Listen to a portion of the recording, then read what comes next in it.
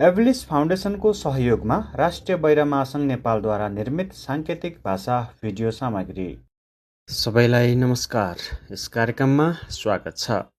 महासङ्घले एभलिस फाउन्डेसनको सहयोगमा बहिरा नागरिकहरूका लागि सूचना सञ्चार र डिजिटल प्रविधिमा पहुँच पुर्याउने उद्देश्यले विभिन्न पहुँचयुक्त जानकारीमूलक र सूचनामूलक भिडियोहरू निर्माण गरी प्रसारण गर्दै आइरहेको छ।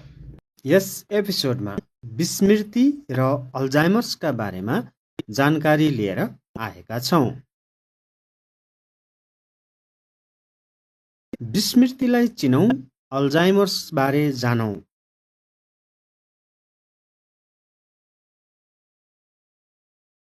विस्मृतिको मुख्य कारण मस्तिष्कमा असामान्य प्रोटिन जम्मा हुने जसले न्युरोन अथवा नसाका कोषहरू बिगार्छन् र आपसमा सन्देश आदान प्रदान गर्न नसक्ने बनाउँछन्। विस्मृतिका लक्षणहरू के हुन्? मिति, समय र स्थानका सम्बन्धमा ज्ञान हराउँदै जानु,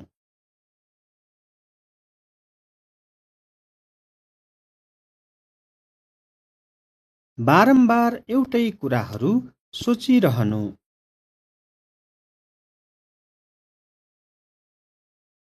स्वविवेक शक्ति क्षीण हुनु,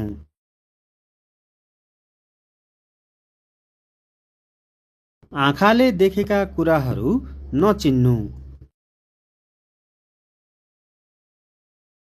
नियमित गरिरहने क्रियाकलाप गर्न अप्ठ्यारो हुनु, सामान्य समस्या समाधान गर्न नसक्ने।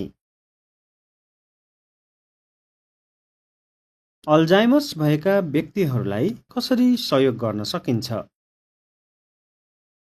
अल्जाइमर्स भएका व्यक्तिहरूको कुरालाई धैर्यपूर्वक सुन्नुपर्छ।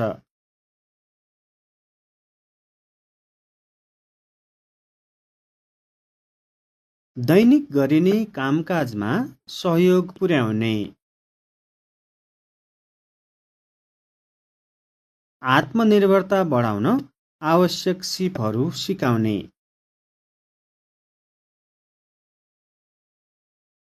लड्ने तथा चोटपटक लाग्ने जोखिम न्यूनीकरण गर्न घरको वातावरण सुरक्षित बनाउने,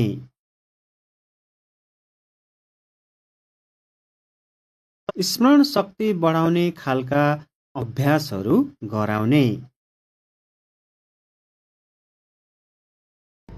बिरामीलाई हेरचाह गर्ने व्यक्तिलाई हेरचाह गर्न कठिनाइ भए सो व्यक्तिलाई थप सहयोग गर्ने, सामान्यभन्दा बढी बिर्सिने, नयाँ कुरा सम्झन गाह्रो हुने,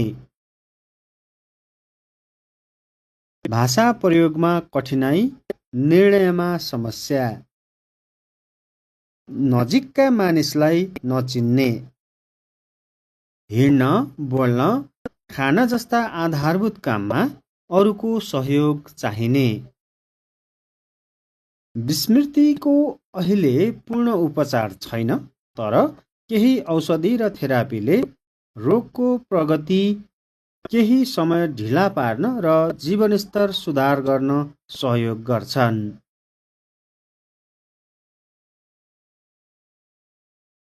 यो भिडियो बहिरा महासङ्घले एभलिस फाउन्डेसनको सहयोगमा तयार पारेको हो। तपाईहरूले यस भिडियोबाट अल्जाइमर्स अथवा विस्मृति सम्बन्धी महत्त्वपूर्ण जानकारी पाउनुभयो होला। आगामी हप्ता अन्य विषयका साथ उपस्थित हुनेछौँ। हाम्रो कार्यक्रम सम्बन्धी केही सुझाव भए हामीलाई अवश्य जानकारी गराउनुहोला। धन्यवाद।